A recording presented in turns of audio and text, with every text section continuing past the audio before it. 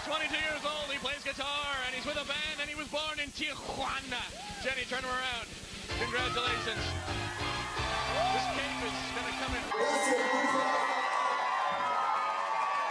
When I was 7 years old in Tijuana, we used to have this little toy piano laying around, and I used to play melodies on it all the time. And my mom saw that I was really into it, so she got me into music lessons. And so happened that there was a teacher right across the street, and he taught kids how to read music, and he was part of a kids orchestra. It was called BANDA Infantil del DIF in Tijuana, and we used to play like orphanages, schools, and one of the pictures that you'll see is actually in front of my mom's house for Mother's Day. We used to go to all the kids' houses and play a Mother's Day song. A couple years later, we moved a little closer to the city, and I was really bummed out because I did have to leave the orchestra. But so happened that right across the street, there was a guitar teacher, a classical guitar teacher. His name was Roberto Torres. Taking my first lesson, I saw him play this song called Recuerdos de la Alhambra. I basically fell in love with the guitar, and I was like, dude, I gotta know how to do that. So I ended up taking lessons for maybe about a year, and at my school, we ended up making our own band. And it was my first time in a band, and I was very excited about that. And we played at the school for Mother's Day. It's always Mother's Day. But then we moved to the US, and I was really, really bummed out about that because I lost all my friends, and I had to leave the band once again. It was really a sad time for me to move from Mexico to Carlsbad, from Tijuana to Carlsbad.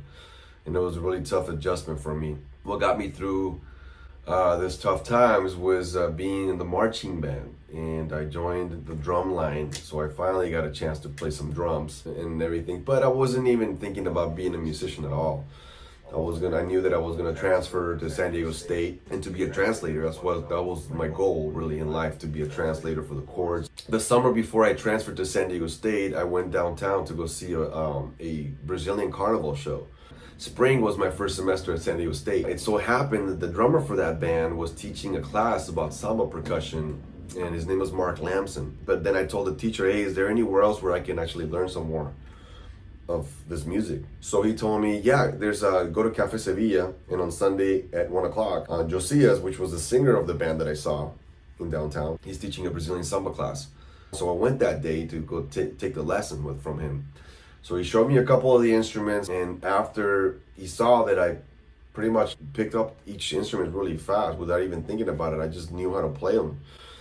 He asked me to join the band that same day. And the place was packed, and it was a Sunday night thing called in Cafe Sevilla. It was Brazilian night, and that was pretty much how I started playing with the best guys in town. Since I already knew how to play classical guitar, I learned how to play bossa nova. And upstairs at Cafe Sevilla, there was this guy playing like Gypsy Kings kind of music, and his name was David de Alba. He taught me how to play Gypsy style, and I started playing with him upstairs. I got to be on this show called Singled Out that same year because we used to play in street scenes, so they recruited us. This TV show called Singled Out, and I ended up winning the whole show, and you can actually see it on the video. But I'm gonna start making my own band called Gente Fina.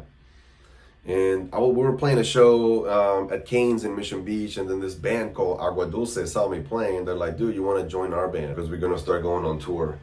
And I was like, I was pretty bummed out because I had to leave my band. So I decided to join Agua Dulce, which is pretty cool because then I started touring that same year. I've always loved teaching, and I've always loved showing people how to play and how to do what I do. One of my first jobs was at Oak Park Elementary. It was a music conservatory. And then currently right now I teach at Set High, and I've been there for about 7 years. When I'm not playing music, I'm teaching people how to play and how to do this. Then I started figuring out how to make money on my own. So I learned how to gig, how to, be professional, set up and bring your own gear and all that. So then one time I went to this music store, and I found this pedal. It was a loop station, and I didn't know that just by finding that little pedal was going to change my life, because that pedal itself allows me to make a living playing music, because then I can just do the job by myself, because I sing, I play rhythm, and I play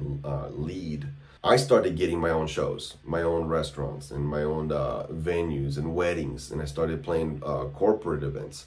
I got a Yelp account, and I got a small business license. I also learned how to DJ also, because when I was growing up, I would mix cassettes, and make my own mixtapes. And I just knew how music was structured, so DJing kind of became kind of natural for me. I used to play corporate shows with my band as a duo, trio, and DJing. I used to play at the Old Globe for this Jeff Buckley tribute. And also I got a chance to be interviewed by Marty Schwartz too, which is a #1 YouTube guy. If you type in guitar lessons on YouTube, he's the #1 guy. So I got to be interviewed by him. Who played at the Lightning in a Bottle Festival a couple years ago, and that was pretty awesome. I got to perform with my Ableton set. But I've always had decent gear, but when I joined Acoustic Spot, they're partnered with QSC to get my very first really serious sound PA. I'm like, it was a game changer for me. I mean, the sound is just amazing, and every time I go to an event, I bring my speakers, and it's just top notch, and I don't have to bring a lot. And so what you see pictured is what I have right now. And I usually when I play by myself, or when I play with the band, or if I DJ, that's pretty much all I need right there. It's just it's plenty of sound with what I have right now. Eventually, I would like to get the mixer, you know, maybe another subwoofer from QSC. But as you can see in the pictures, I mean, that's what I use right now. And when I DJ, when I play solo, and when I do private parties and everything, and I'm a full-time musician. One of the things that I didn't think that I still had is playing in front of a big crowd with my music. I got a chance to do that right before the pandemic at the House of Blues. And we opened up for La Santa Cecilia, and it was a packed house, and we opened up for them, and we played my songs, and the reaction was amazing. And I was like, you know what, I still got to not give up on my dream of doing something with my music.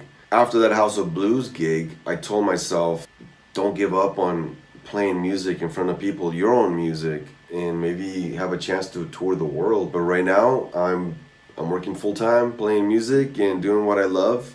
I play out loud because I love playing loud, first of all, and I hate when people tell me to turn it down. Thank you so much for listening to me, and I will see you guys soon. I'm Israel Maldonado. Thank you.